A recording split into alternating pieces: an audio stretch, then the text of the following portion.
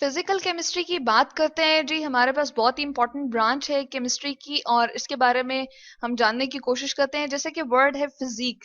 Physique जो है यानी कि किसी के जाहिर के बारे में हम बात करने की कोशिश करते हैं। कोई भी चीज जो हमारे आसपास मौजूद है जी, वो क्या है, हमारे पास मैटर है। और अगर हम कहते हैं कि जी उसकी कॉम्पोजिशन हम फाइंड करना चाह रहे हैं, जैसे हमारे पास कंप्यूटर का जो है वो कीबोर्ड है या माउस है, इसी तरह से आपकी बुक है, पेंसिल वगैरह।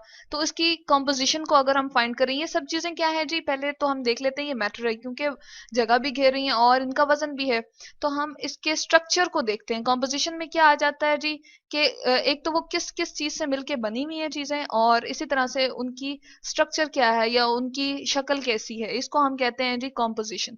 जैसे हम बुक की बात करें, हम कहते हैं जी वो हमारे पास इस तरह से बनी हुई है, रेक्टेंगुलर फॉर्म में है, या हम इस तरह से कहते हैं कि हमारे पास जो है वो एक बुक की शेप होती है, स्ट्रक्चर होता है। अब इसके अंदर कितने पेपर हैं और वो किस किस चीज से मिलके बने हुए हैं, ग्लू किस तरह की टाइप की हमने यूज की, ये सारी क्या है जी, उसकी कंपोजिशन है।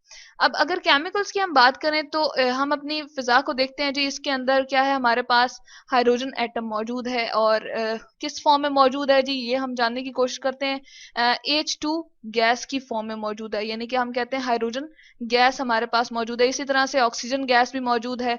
और यहाँ पर देखें, एक H मैंने लिखा है और यहाँ पर H2 लिखा है, तो ये क्या है जी, एटम हम कहते हैं। और इसी तरह से ये जो H2 हमारे पास है जी, इसको हम कहते हैं मॉलिक्यूल।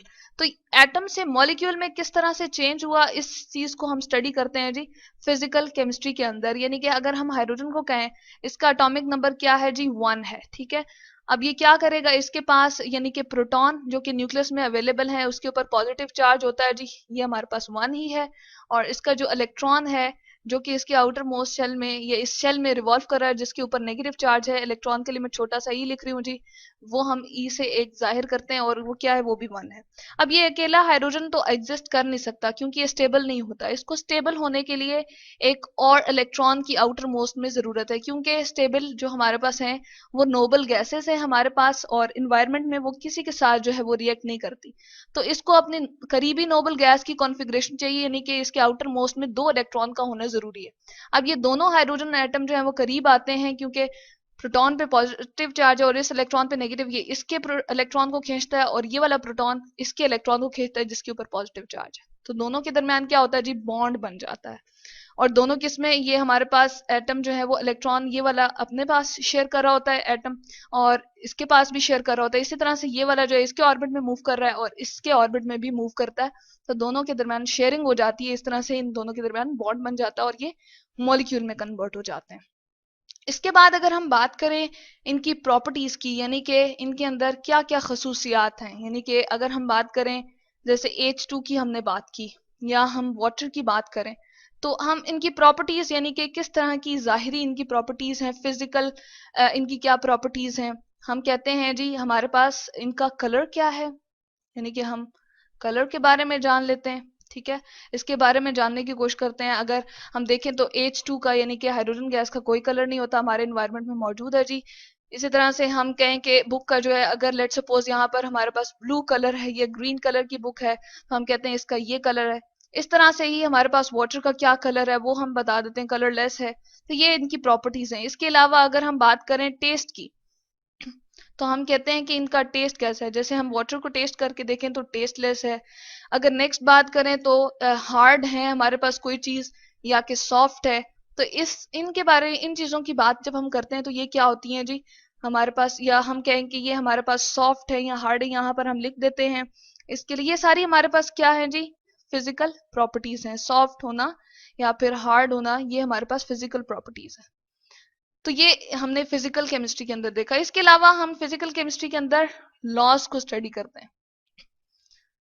जैसे हमारे पास आ जाता है जी law of conservation of mass, यानी कि हम कहते हैं कि चीज़ों को, दो मुख्तलिफ केमिकल एलिमेंट्स को मिलाने से पहले उनका जो मास था, और उनको मिक्स करने के बाद या उनके दरमियान में रिएक्शन करवाने के बाद जो है वो मास बराबर रहा, तो इसको हम कहते हैं जी law of conservation of mass. यानी कि ना तो हमारे पास ए और बी का जो मास है वो खत्म हुआ, डिस्ट्रॉय हुआ, यानी कि तबाह हुआ, और ना ही हमारे पास जो है वो कोई नया मैच जो है वो क्रिएट हुआ। लेट सपोज ए और बी दोनों हमारे पास मिक्स होते हैं और वो क्या बना देते हैं, ई बना देते हैं। तो इन दोनों का मास और इसका वजन जो है वो आपस में क्या होगा जी, इक्वल होगा। तो इसको हम कहते हैं लॉ ऑफ कंजर्वेशन ऑफ मास। इसी तरह से हमारे पास जो है वो और भी लॉज होते हैं जी, जैसे हम कहते हैं गैस लॉज है हमारे पास, बॉयल्स लॉ, यहां पर हम लिख देते हैं बॉयल्स लॉ, और इसी तरह से इसके साथ हमारे पास है जी चार्ल्स लॉ।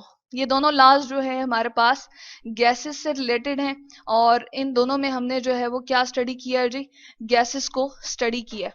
तो इन दोनों लॉज को भी हम गैसेस से रिलेट करते हैं। इसके अलावा E is equals to M C square को एक हमारे पास बहुत ही इंपॉर्टेंट रिलेशनशिप है, उसको भी हम स्टडी करते हैं। इसके अंदर E जो है क्या रिप्रेजेंट कर रही है जी, एनर्जी है हमारे पास, यानी कि एनर्जी को मैस के अंदर किस तरह से कन्वर्ट कर सकते हैं, और मैस को एनर्जी के अंदर जो हमारे पास होती है वो किस तरह से हम कन्वर्ट कर सकते हैं। मैस को हमने एम से जाहिर किया है।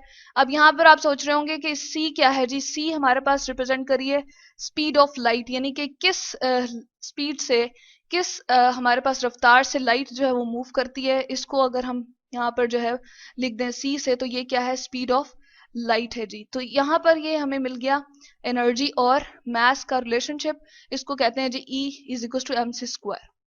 तो यहाँ पर जो है हमारे पास ये एक बहुत ही इंपॉर्टेंट रिलेशनशिप है, जिसमें हम एनर्जी से मास और मास से एनर्जी की तरफ जो है वो कन्वर्जेंस कर सकते हैं। तो ये है जी हमारे पास फिजिकल केमिस्ट्री, जिसके अंदर हम कॉम्पोजिशन यानी कि किसी के स्ट्रक्चर के बारे में इंफॉर्मेशन लेते हैं, किस तरह से वो एटम से मॉलिक्यूल में कन्वर्ट होता है, उसकी प्रॉपर्टीज को देख लेते हैं जी, कलर, टेस्ट, वो सॉफ्ट है या हार्ड है, क्या है, और इसी तरह से लॉज को देख लेते हैं हम जी, कि उसमें हमारे पास फिजिकल केमिस्ट्री के अंदर कौन कौन से लॉज हैं जी। तो इसको हम कहते हैं फिजिकल केमिस्ट्री।